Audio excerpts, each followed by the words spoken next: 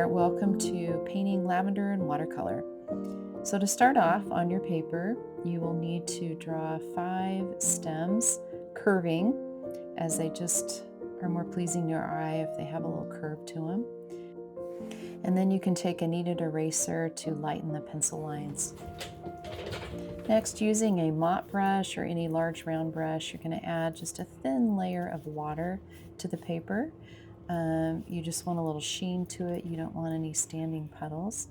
Then get your paint ready, and we're going to do some splattering using your lightest color, which here is lavender.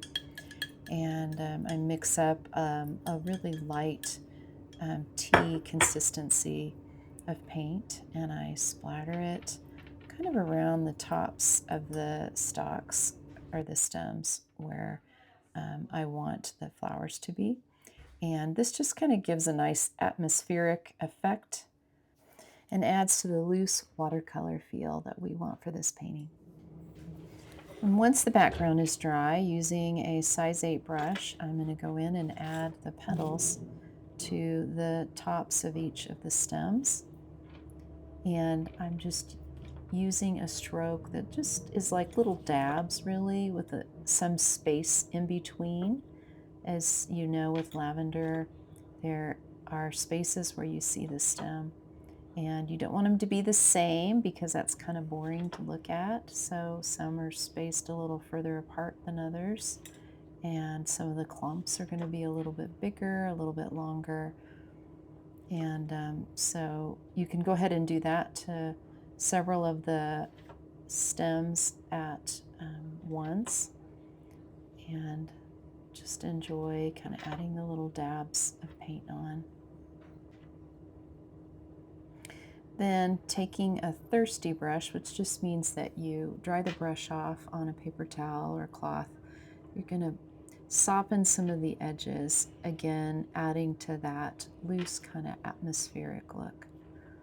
Then while the paint is still damp, take some of your darker value of purple, and here it is a permanent violet, and at the bottom of some of those or most of those flowers, I'm adding in a little bit of this permanent violet.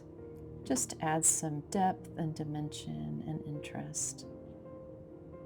You don't want to do this too much after it's dry. You really want it to be on the damp paint. Lavender is incredibly beautiful, isn't it? Both the individual flowers and the fields at Lavender Farms. God so often speaks to me through beauty in nature and creation. And the scent of lavender just reminds us of peace. It brings peace even. It helps us sleep and helps us relax. And it's a gift. Now, using a size 2 brush, I'm going to add in some stems and leaves with my sap green paint, lightly painting in the stems with kind of a milk consistency of paint, just meaning it's probably 50% paint and 50% water. Going in between some of the flowers, and just putting down a little bit of paint and some of smaller kind of bud-like dabs at the top of each of the stems to show petals that haven't yet opened. You can take a little bit of your purple or violet and add it to your sap green too, to get kind of a deeper value of green, and just a little earthier color as well, which looks a little more realistic.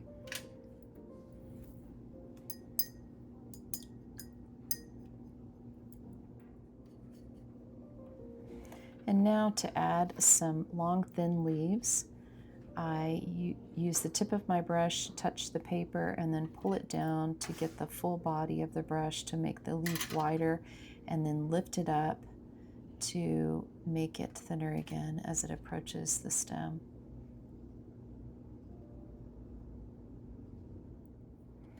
And now, with a little bit thicker consistency of my darkest value of purple, I'm adding in just another little dab at the base of each little petal section, again to add a little more depth and interest and to show some shadows.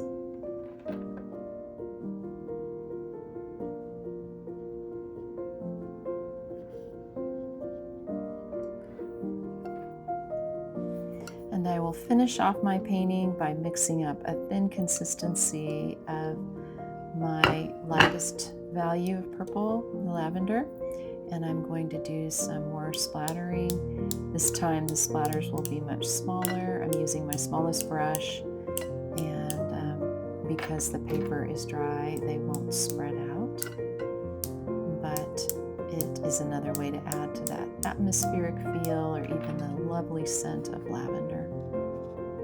Finally, you want to sign your painting. Thanks for painting lavender with me today. I hope you really enjoyed it.